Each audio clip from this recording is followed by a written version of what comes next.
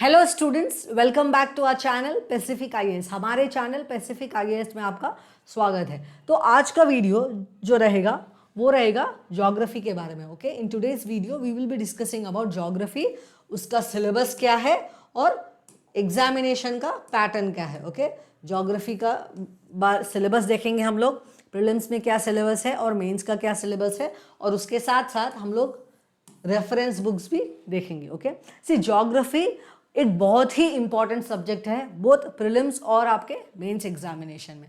अगर आप prelims examination देखेंगे ना तो 8 से 12 तक, कभी कभार 15 क्वेश्चंस भी आपको ज्योग्राफी से आ जाते हैं। Okay, sometimes we get 8 to 12 questions, or sometimes you even get 15 questions from geography. So that is the reason why geography it is very important for your preliminary examination. अगर आप mains examination देखेंगे तो mains examination में हम, जैसे कि हमें पता है आपका मेंस एग्जामिनेशन में जनरल स्टडीज के 4 पेपर होते हैं, right. In general studies we have 4 papers, paper 1, paper 2, paper 3 and paper 4। General studies के जो 4 पेपर है, इसमें जनरल स्टडीज पेपर 1 में आपको ज्योग्राफी है। Okay, in general studies paper 1 you have to study about geography. So general studies paper 1 में आपको geography है, इसीलिए ज्योग्राफी एक बहुत ही इंपॉर्टेंट सब्जेक्ट है। और ज्योग्राफी से आपको 75 to 90 मार्क्स तक के क्वेश्चंस आ सकते हैं आपके जनरल स्टडीज पेपर्स में। ज्योग्राफी से जनरल स्टडीज पेपर 1 के पेपर में ज्योग्राफी से 75 to 90 मार्क्स के क्वेश्चंस आते हैं, इसीलिए ज्योग्राफी पढ़ना बहुत इंपॉर्टेंट है। तो इसीलिए इस वीडियो में मैं आपको बताऊंगी कि ज्योग्राफी का सिलेबस क्या है और आपको कौन से बुक्स रेफर करने हैं, ताकि आप प्रीलिम्स एग्जामिनेशन ईजी से क्लियर कर पाए और at the same time mains examination भी ईजी से आपका क्लियर हो जाए when it comes to geography part. Okay, so चलिए शुरू करते हैं। सिलेबस हम लोग पहले देख लेते हैं। सो सिलेबस, जब प्रीलिम्स की बात आती है, ओके, जब प्रीलिम्स की बात आती है तो सिलेबस ज्योग्राफी का जो है वो सिर्फ एक लाइन में मेंशन किया गया है। Okay, what is the syllabus? Indian and world geography. आपको बोथ इंडिया और वर्ल्ड ज्योग्राफी पढ़ना है। ओके, सो इन प्रिलिमिनरी एग्जामिनेशन, आपके प्रीलिम्स एग्जामिनेशन में आपको बोथ इंडियन ज्योग्राफी पढ़ना है और वर्ल्ड ज्योग्राफी पढ़ना है। ओके, सो इंडियन ज्योग्राफी और वर्ल्ड ज्योग्राफी में आपको क्या क्या पढ़ना है? So you have to study physical geography, socio economic geography of India and the world. Okay, तो इसे आप लोग ऐसे भी देख सकते हैं, आपको ज्योग्राफी पढ़ना है, ज्योग्राफी में भी Indian geography and world geography. Indian और वर्ल्ड ज्योग्राफी में कंबाइनली आपको फिजिकल ज्योग्राफी और ह्यूमन ज्योग्राफी भी कह सकते हैं हम लोग। Okay, physical geography and human geography. So physical geography आपको पढ़ना है और ह्यूमन ज्योग्राफी में आपको socio economic geography, both India का भी पढ़ना है और वर्ल्ड का भी पढ़ना है। So this is the syllabus for your prelims examination. So in your prelims examination you have to study both Indian geography and world geography. Both for Indian geography and you have to study about India's physical features and socio-economic geography of India. Okay, so for world geography के लिए आपको क्या पढ़ना है? Physical features of the world और socio-economic geography of the world. So this was the syllabus for your prelims examination. आपके preliminary examination का syllabus ये है।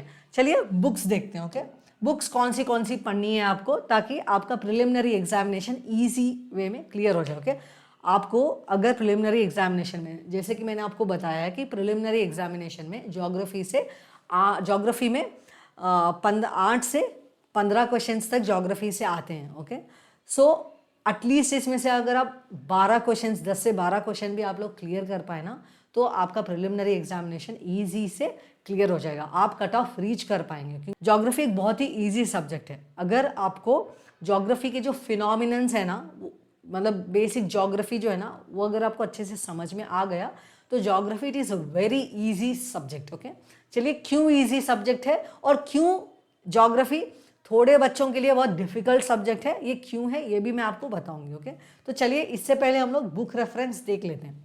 सो बुक्स जो है, जो आपको प्रिलिमिनरी एग्जामिनेशन के लिए पढ़नी है, उसमें बहुत इंपॉर्टेंट बुक है आपके NCERTs, okay, these NCERTs. So NCERTs are very important. जो एनसीईआरटी बुक्स हैं वो बहुत ही इंपॉर्टेंट है आपके प्रिलिमिनरी एग्जामिनेशन और मेंस एग्जामिनेशन के लिए भी, but now we are talking about preliminary examination, इसलिए मैं प्रीलिम्स के बारे में ही बात करूंगी। सो आपके प्रिलिमिनरी एग्जामिनेशन में ज्योग्राफी से जो एनसीईआरटीज है वो बहुत इंपॉर्टेंट है। क्यों? क्योंकि अगर आप बिगिनर हैं, ओके, अगर आप बिगिनर हैं तो आपको 6th क्लास की एनसीईआरटी जो है द अर्थ आवर हैबिटेट, उधर से आपको शुरू करना है। उसमें आपको जो भी ज्योग्राफी के छोटे छोटे बेसिक फिनोमिनन्स हैं वो आपको समझ में आएंगे। जब आप बेसिक फिनोमिनन्स अच्छे से क्लियर कर लेंगे, ओके, जब आपके बेसिक फिनोमिनन्स ईजिली क्लियर हो जाएंगे, तभी आपको ज्योग्राफी एज अ सब्जेक्ट अच्छे से समझ में आएगा और तभी आप ज्योग्राफी एज अ सब्जेक्ट को मास्टर कर पाएंगे, okay. So that is the reason why if you are a beginner, I advise you to start reading from 6th class NCERT. So 6th NCERT is there, then we have 7th class NCERT, 8th, 9th, 10th class NCERTs, okay. After that in 11th class you have 2 NCERTs, physical phenomena of the world, then we have India physical environment, then these 2 books they are of 12th class and they talk about human and economic geography, okay, got it. So आपको ये 9 NCERTs जो है geography की वो अच्छे से पढ़नी है आपके यूपीएससी एग्जामिनेशन ज्योग्राफी के रिलेटेड। अगर आपको अपने यूपीएससी एग्जामिनेशन ज्योग्राफी के रिलेटेड जो भी क्वेश्चंस आए उसे अच्छे से अगर आपको अटेम्प्ट करना है तो NCERTs are must and should. बहुत सारे चैनल्स हैं जो कहते हैं कि एनसीईआरटीज पढ़ना ज़रूरी नहीं है, आप ये एक बुक पढ़ लिए आपका ज्योग्राफी क्लियर हो जाएगा। नहीं, मैं आपको प्लीज़ ये करने मना करूँगी, आप एनसीईआरटीज पढ़िए, ओके, आप एनसीईआरटीज पढ़िए। अगर आप बिगिनर हैं, ओके, अगर आप बिगिनर हैं तो मैं सजेस्ट करूँगी 6th क्लास की एनसीईआरटी से शुरू कीजिए।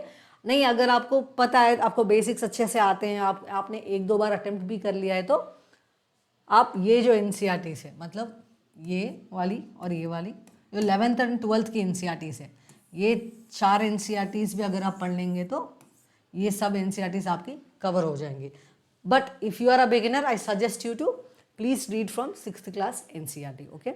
So after reading NCERTs एक बार अच्छे से ख़त्म करने के बाद, अच्छे से उसे रिवाइज करने के बाद, आप NCERT की नोट्स मत बनाइए, okay, don't make notes for NCERT की नोट्स मत बनाइए। आप NCERTs को ही 3 से 4 बार अच्छे से पढ़ाई करके, अगर आप कुछ भूल रहे हैं 3-4 बार पढ़ने के बाद भी अगर आप कुछ चीज़ें आपको याद नहीं रह रही हैं, तब वही उसी चीज़ों का आप एनसीईआरटी का नोट्स बनाइए।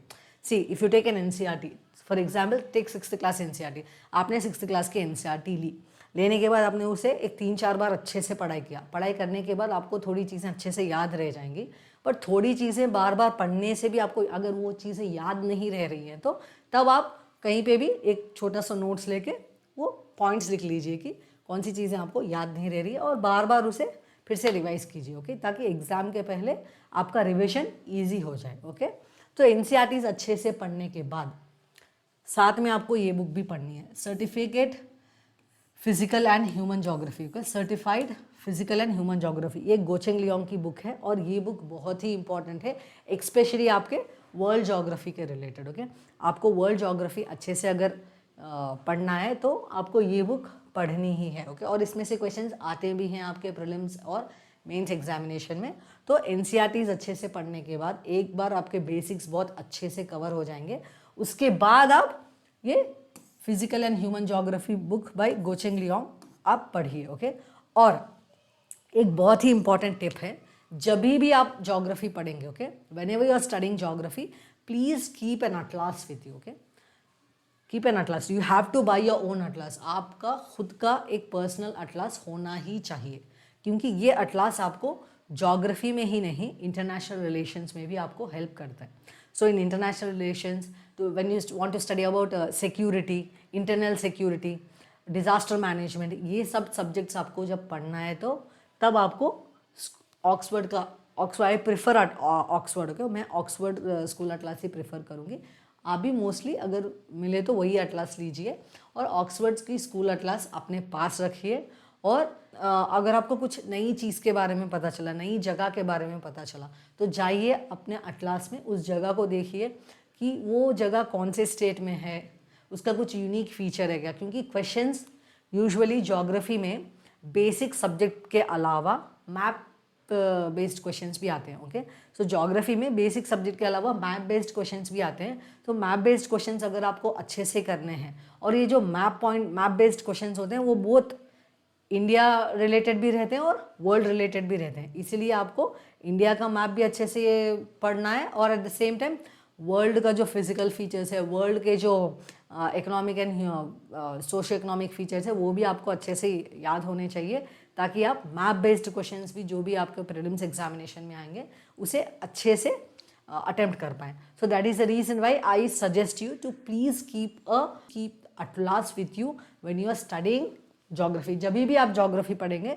तो प्लीज़ आपके पास अटलास रखिए। और फॉर एग्जांपल अगर आपने ज्योग्राफी में ट्रॉपिक ऑफ कैंसर के बारे में पढ़ा, ओके, आपने ज्योग्राफी में ट्रॉपिक ऑफ कैंसर के बारे में पढ़ा, जाइए अपना अटलास खोलिए, वर्ल्ड में ट्रॉपिक ऑफ कैंसर किधर है उसे मार्क कीजिए, और इंडिया में ट्रॉपिक ऑफ कैंसर कौन से स्टेट से जाता है वो मार्क कीजिए, और वर्ल्ड में ट्रॉपिक ऑफ कैंसर कौन से कंट्रीज से गुजरता है वो मार्क कीजिए, और बार बार इसे रिवाइज कीजिए, क्योंकि ऐसे क्वेश्चंस आपके प्रीलिम्स एग्जामिनेशन में पूछे गए हैं, और ये बहुत ही इजी क्वेश्चंस है। ओके, ये बहुत ही इजी क्वेश्चंस है। अगर आप ऐसे क्वेश्चंस में भी स्कोर नहीं कर पाएंगे तो आप अपना जो टारगेट है ना, कट ऑफ, उसे रीच करने में आपको बहुत ही डिफिकल्टी होगा। ये बहुत ईजी क्वेश्चंस है। तो इसीलिए आप प्लीज़ अटलास, जो भी आपका स्कूल अटलास है, ऑक्सफोर्ड स्कूल अटलास, वो अपने पास रखिए, और जब भी आप ज्योग्राफी पढ़ेंगे जाइए अपने स्कूल अटलास में, वो लोकेशन को लोकेट कीजिए और उसके बारे में थोड़ा ज़्यादा पढ़िए। Okay, so school atlas, so these are important books for your preliminary examination.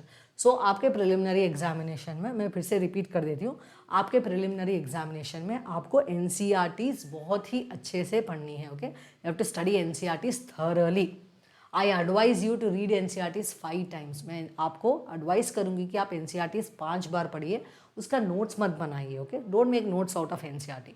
5 बार अच्छे से एनसीईआरटीज़ पढ़िए, और वो मतलब कुछ चीज़ें अगर आपको याद नहीं है तो उसे नोट डाउन कीजिए, और जो आपने नोट डाउन किया है उसे बार बार पढ़ने की कोशिश कीजिए। ओके, अगर आप बिगिनर है तो 6th क्लास की एनसीईआरटी से शुरू कीजिए। 6th, 7th, 8th, 9th, 10th, 11th के 2 एनसीईआरटीज़ है, 12th के 2 एनसीईआरटीज़ है, ये आप पढ़िए। ओके, नहीं अगर आप ऑलरेडी 1-2 बार अटेम्प्ट कर लिया है, आपने एग्ज़ाम ऑलरेडी दे दिया है, आपको बेसिक आइडिया है ज्योग्राफी का, तो आप ये 4 एनसीईआरटीज़ 11th और 12th की जो दो एनसीईआरटीज़ है, अगर वो भी पढ़ेंगे ना तो काफ़ी रहेगा। ओके, उसके बाद एनसीईआरटीज़ एक बार अच्छे से ख़त्म करने के बाद आपको पढ़ना है गो चेंग लियोंग की बुक है जो फिजिकल एंड ह्यूमन ज्योग्राफी के बारे में बात करती है, वो बुक भी आपको अच्छे से पढ़नी है। और जब भी आप ज्योग्राफी पढ़ेंगे, ज्योग्राफी का सब्जेक्ट जब भी आप पढ़ेंगे, तब आपके पास मस्ट एंड शुड एक अटलास होना चाहिए जो कि आपके बाजू में रहेगा, और जो भी चीज़ आप पढ़ रहे हैं ज्योग्राफी में वो जाके अपने अटलास में जाके उसे लोकेट कीजिए। ओके, तो ये रहा प्रिलिमिनरी एग्जामिनेशन का। जो मेंस एग्जामिनेशन की बात आती है, okay, when it comes to mains examination, जो सिलेबस है, फर्स्ट हम लोग सिलेबस देखेंगे कि क्या है geography related syllabus mains examination में। ओके, सो ज्योग्राफी जैसे कि मैंने आपको बताया है जनरल स्टडीज पेपर 1 का ही पार्ट है ज्योग्राफी। तो फर्स्ट सिलेबस में फर्स्ट लाइन है, फर्स्ट टॉपिक है salient features of world's physical geography. Okay, salient features of world's physical geography. Then distribution of key natural resources across the world, including South Asia and the Indian subcontinent. Factors responsible for location of primary, secondary and tertiary sector industries in various parts of the world, including India. Then important geophysical phenomena such as earthquakes, tsunamis, volcanic activity, cyclones, etc. Geographical features and their locations. See, geographical features and locations. Changes in the critical geographical features including water bodies, ice caps and in flora and fauna and the effects of such changes. So basically overall अगर आप देखेंगे तो आपको geography में Indian geography पढ़ना है और world geography पढ़ना है। इंडियन ज्योग्राफी में भी क्या बोलते हैं फिजिकल ज्योग्राफी पढ़ना है, सोशियो इकोनॉमिक ज्योग्राफी पढ़ना है, और वर्ल्ड ज्योग्राफी में भी फिजिकल ज्योग्राफी पढ़ना है, सोशियो इकोनॉमिक ज्योग्राफी पढ़ना है, and apart from that environmental geography भी पढ़ना है, because here they are talking about changes in critical geographical features including water bodies, ice caps, flora and fauna and effects of such changes.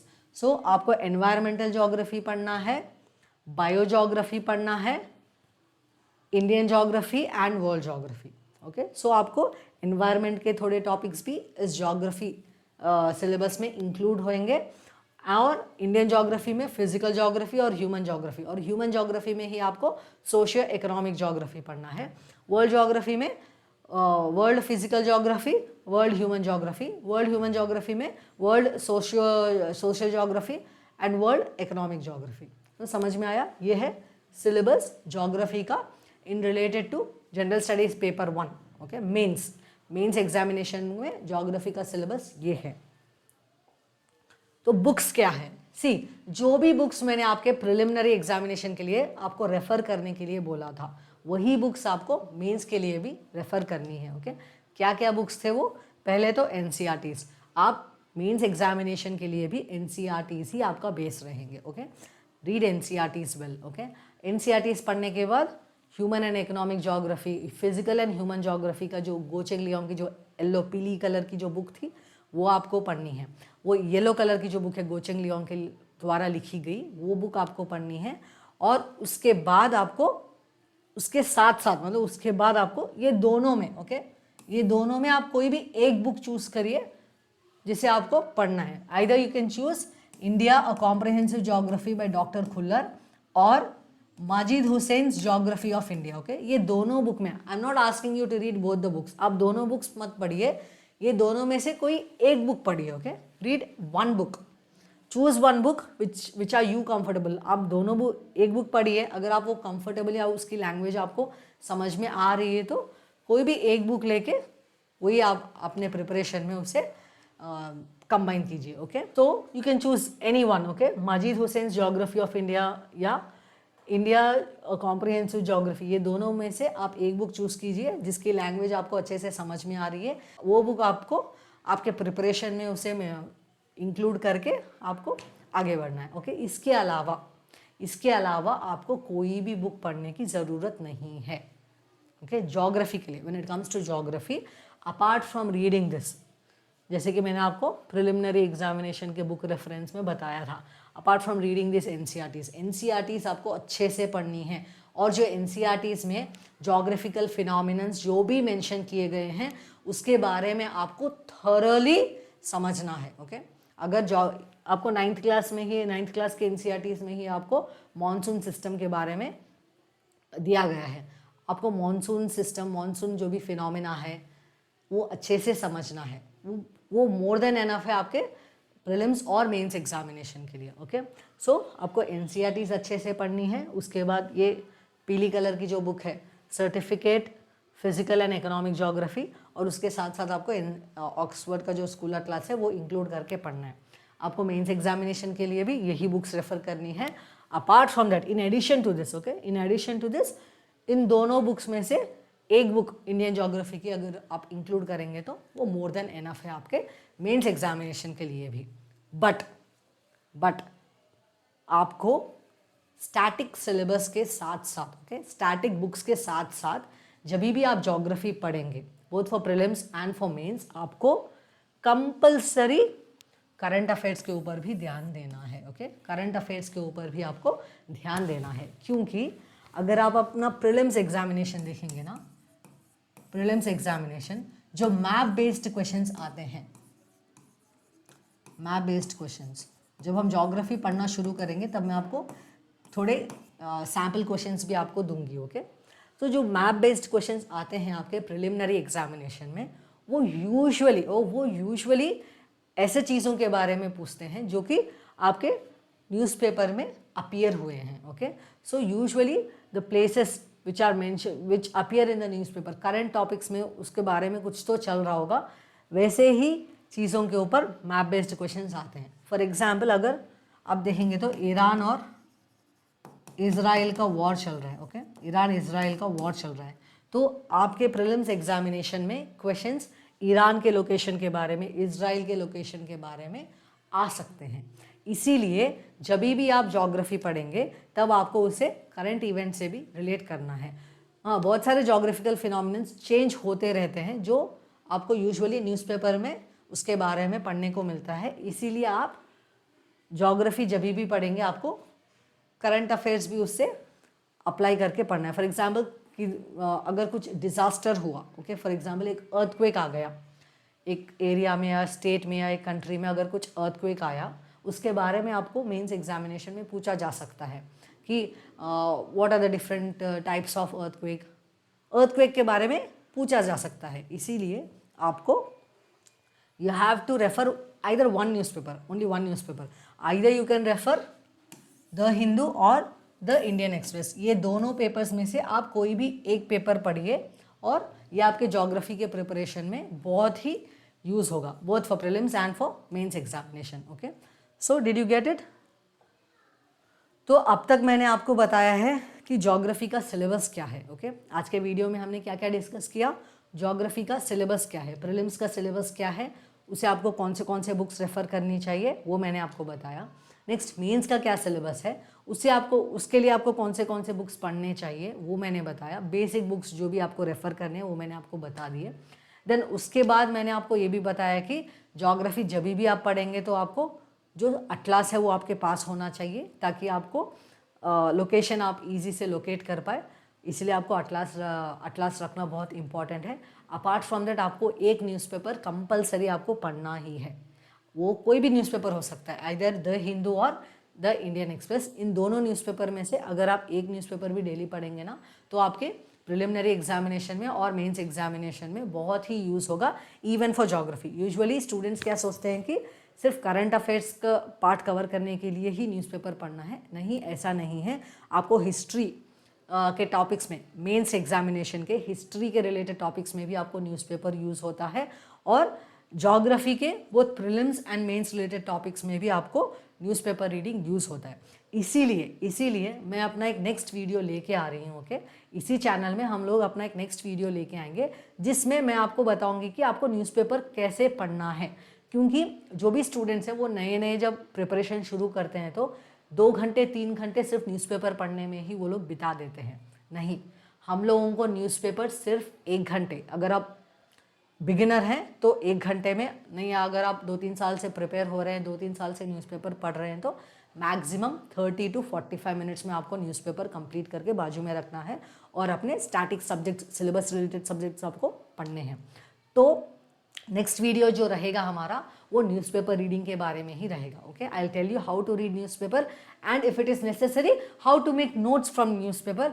मैं आपको ये भी बताऊंगी कि आपको न्यूज़पेपर आप कैसे यूज़ कर सकते हैं आपके सभी पेपर्स में, general studies paper 1, paper 2, paper 3, paper 4 and even in your essay paper. ये सब 5 पेपर्स जो हैं एस्से इंक्लूडेड 4 जनरल स्टडीज़ पेपर में आप newspaper reading, news related articles कैसे यूज़ कर सकते हैं आपके आंसर्स को एनहांस करने के लिए, ये सभी मैं अपने आने वाले वीडियोस में आपको बताऊंगी। तो stay tune guys, okay, stay tune. Please focus on your studies. Okay, don't get deviated because this time it is very important for you, especially if you are preparing for UPSC 2027. okay, UPSC 2027। so exam का date भी declare हो गया है, it is on 23rd of May। Exam का date भी आ गया है prelims का। तो प्लीज़ इस डेट को ध्यान में रखते हुए आप प्लीज़ अपने प्रिपरेशन से डाइवर्ट मत होइए, अच्छे से पढ़ाई कीजिए, focus on your preparation and revise everything. Okay, revise everything, take help of internet but don't overly rely on internet. Okay, social media का हेल्प लीजिए, यूट्यूब का हेल्प लीजिए आपके प्रिपरेशन को एनहांस करने में, बट ज़्यादा टाइम सोशल मीडिया पे प्लीज़ मत बिताइए। अपने पढ़ाई के ऊपर फोकस कीजिए and crack any examination with confidence. Okay, bye bye, see you in the next video.